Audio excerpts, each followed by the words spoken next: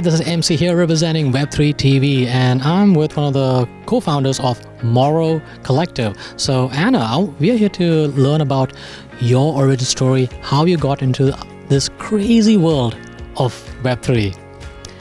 Hi, thank you for having me. So how did I get into this crazy world? I came in it from an art perspective. That is what we're about at Morrow, and I have been an art writer and journalist for many years, living in Dubai for the last 15 years. And in the sort of post-COVID period, I think, where everyone was questioning and thinking, what can I do? We decided to come together and take a leap into this, what was then quite an unknown world of NFTs. And it turned out that we came together as a collective to bring curation to the space, and we launched in March 21. At the same time as Beeple dropped his famous Every Day is 5,000, and suddenly we were just kind of catapulted into this world, and I've been discovering ever since. No, that's awesome. Thank you for sharing that origin story. I got to ask you this. So currently, what is your experience with Web3? Is it like fun, exciting? Is there so much to learn, to catch up? Especially you're trying to connect art and technology. That's quite a interesting mix. We're trying to facilitate artists to use technology to their advantage, whether that means digital artists who are already working in a digital space, photographers, videographers, to understand what blockchain and Web3 means to them. So yes, there's a lot to understand, and yes, it's a constant evolving journey, but what we try and do most is simplify it. I always say this: blockchain changed the way that digital art was made, bought and sold. And it is actually quite simple if you break it down. You can now prove ownership of a piece, you can now have provenance of a piece, transparent transactions, and make it unique, which is something that really didn't exist before blockchain. So it's exciting, it's fun. I really feel it's a game changer. And my previous job was a journalist, so my sort of goal in life is to simplify things so that people can understand it.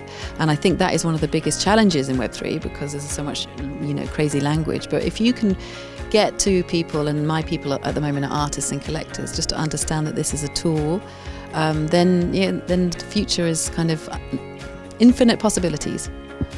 No, that's beautifully said. I'm glad you mentioned about the communication side. So let's talk about the artists. We do see a lot of new people entering the space, and especially artists. So if you were to talk to a budding artist and they're looking into, hey, there's something going on in Web3, what would be the one important advice you feel really important to share? This might not be what you expect me to say, because artists should never try and force their practice into something that doesn't fit. And let's be honest, not every artwork translates into the digital space.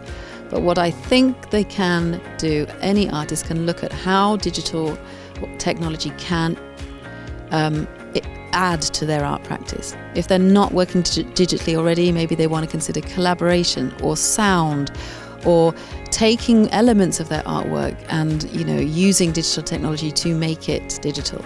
Once they've got to that stage, once they've found a way to make digital work for them, then of course get to know the technology behind it, get to know how you can use not just blockchain but the Web3 community to your advantage. Don't forget, Web3 breaks down boundaries, and the art world is built on boundaries.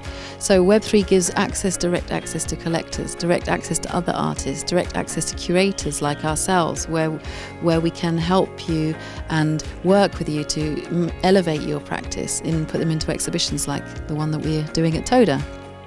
Oh, that's awesome. Hey, just one last question. I know you got other events coming up. But speaking about other events, is there any big future events that you and your team from the Morrow Collective would be participating or conducting? Well, other than the event that's happening this weekend at TODA, we have a lot in the pipeline. The art season is just starting. September is usually the launch of the art season, so we'll be down at Al Sakal Avenue for the opening season at the end of September. Obviously, we'll be there in January as well at some point around the Cos Arts Fest. And the big one for every year is Art Dubai, which happens every March. The digital section is one of the only digital sections in an international art fair in the world, and Morrow Collective will definitely be there in force. Hey, there you have it, folks. You heard it right here. So if you want to learn more, we will put all the info in the description below. So anyways, fam, we gotta go. Y'all be good. Y'all be safe. We'll talk to you soon. Bye for now.